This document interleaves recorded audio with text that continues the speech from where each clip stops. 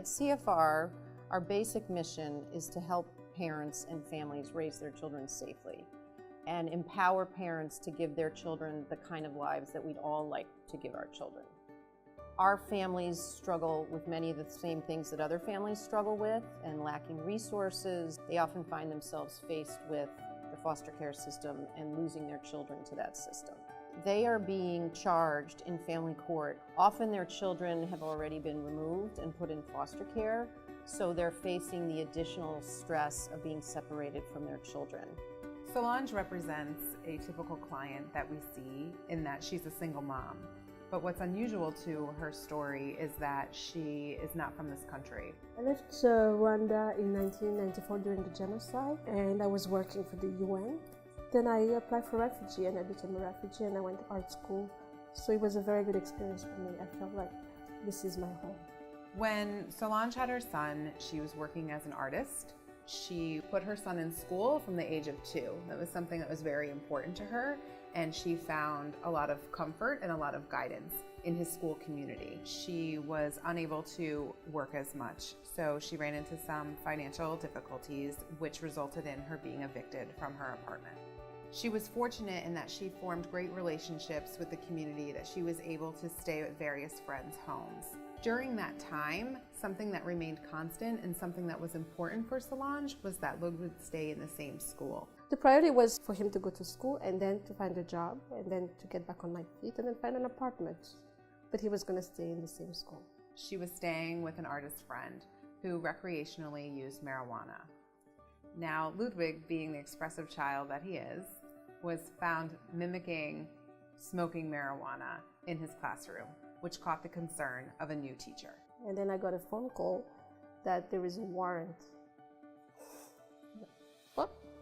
She told me that the teacher called ACS and that she was going to ask me a question and they had to investigate.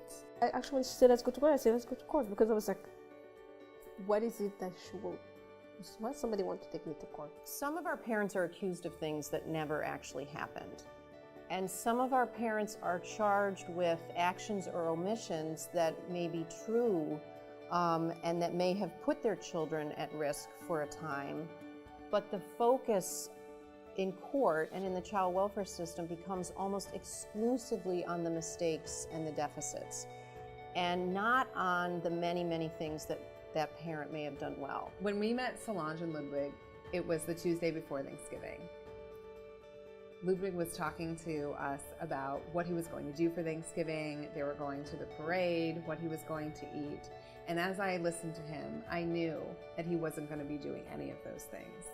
He was placed in stranger, non-kinship foster care.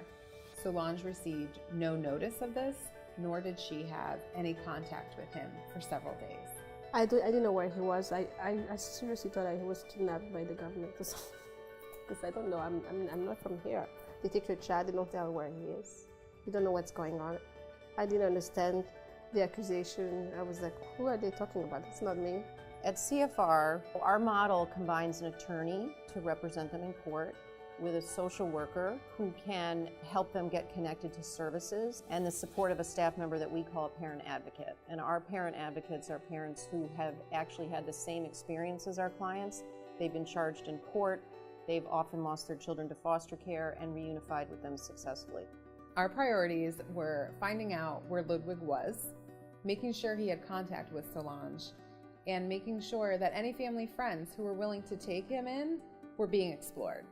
He was in the project. I felt like he was in a prison because he won't go out.